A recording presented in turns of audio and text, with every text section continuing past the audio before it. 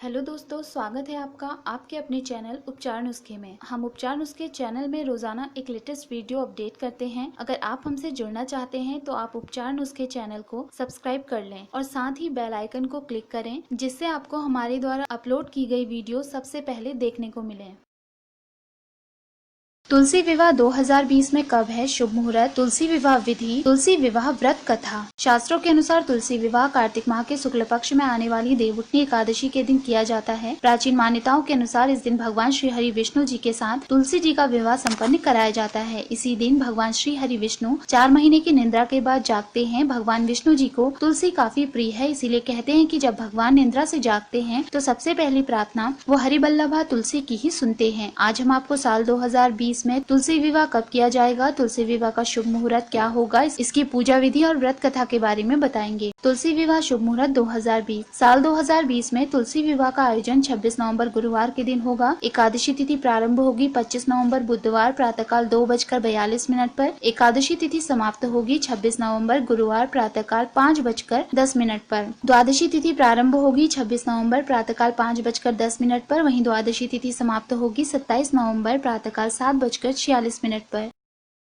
तुलसी विवाह पूजा विधि। शास्त्रों के अनुसार तुलसी विवाह के दिन तुलसी के पौधे का शालिग्राम के साथ विवाह कराने की मान्यता है। शालिग्राम को भगवान विष्णु जी का ही रूप माना गया है। तुलसी विवाह के दिन प्रातःकाल सूर्योदय से पूर्व उठकर स्नान के बाद स्वच्छ वस्त्र धारण करें और व्रत का संकल्प लें। अब तुलसी के पौधे को लाल चुनरी उड़ाकर श्रृंगार की सभी सामग्री व वस्तुएं अर्पित करें। इसके बाद शिलारूपी शालिग्राम को तुलसी के पौधे के साथ स्थापित करते हुए विधिवत इनका विवाह संपन्न कराएं और तुलसी विवाह में तुलसी के पौधे और शालिग्राम की 7 परिक्रमा करें। देवउठनी एकादशी को भगवान विष्णु नींद से जागते हैं और इसी के बाद सभी तरह के शुभ व मांगलिक कार्यक्रमों की शुरुआत भी हो जाती है। तुलसी विवाह मान्यता। प्राचीन मान्यताओं के अनुसार आज के दिन जो लोग शालिग्राम और तुलसी विवाह कराते हैं उन्हें कन्यादान के बराबर का फल प्राप्त होता है। शास्त्रों के अनुसार तुलसी विवाह के लिए कार्तिक शुक्ल पक्ष की एकादशी का दिन सबसे शुभ होता है। बहुत से लोग द्वादशी तिथि के दिन भी तुलसी विवाह करते हैं। ऐसी मान्यता है कि जिस घर में बेटियां नहीं होती, यदि वे दंपति तुलसी विवाह करते हैं तो उन्हें कन्यादान का पुण्य प्राप्त होता है। तुलसी विवाह का आयोजन बिल्कुल वैसे ही किया जाता है जैसे सामान्य वर वधू का विवाह किया जाता है। आइए जानते हैं तुलसी विवाह व्रत कथा। प्राचीन कथा के अनुसार जलंधर नाम का एक राक्षस था जो बहुत ही पराक्रमी था। उसकी वीरता का रहस्य उसकी पत्नी वृंदा का पतिव्रता धर्म था। इसी कारण वह विजयी हुआ था। जालंधर के उद्दंडों से परेशान होकर देवता भगवान विष्णु के पास गए और रक्षा करने की प्रार्थना की। सभी की बात सुनकर भगवान विष्णु ने जलंधर की शक्ति को खत्म करने के लिए देवी वृंदा का पतिव्रत भंग करने का निश्चय किया और जलंधर का रूप धारण कर छल से वृंदा से विवाह कर लिया। विवाह के बाद जलंधर देवताओं से युद्ध में वृंदा का सतीत्व नष्ट होते ही मारा गया। यह जान वृंदा ने क्रोधित होकर जानना चाहा कि उनसे विवाह किसने किया। उसी क्षण भगवान विष्णु प्रकट हुए। तब वृंदा ने ही भगवान विष्णु को श्राप दे दिया कि तुमने छल से मुझसे विवाह किया, अब तुम भी स्त्री वियोग सहने के लिए मृत्यु लोक में जन्म लोगे। यह कहकर वृंदा भी पति के साथ सती हो गई। वृंदा के श्राप से ही प्रभु श्री राम ने अयोध्या में जन्म लिया और सीता वियोग उन्हें सहना पड़ा। तब विष्णु ने वृंदा को वचन दिया कि तुम्हारे सतीत्व का यह फल है कि तुम तुलसी बनकर मेरे साथ रहोगी। जो मनुष्य तुम्हारे साथ मेरा विवाह करेगा वह परम धाम को प्राप्त होगा। तभी से विष्णु जी के एक रूप शालिग्राम के साथ उनका विवाह हुआ। शालिग्राम और तुलसी का विवाह भगवान विष्णु और महालक्ष्मी का ही प्रतीकात्मक विवाह माना जाता है।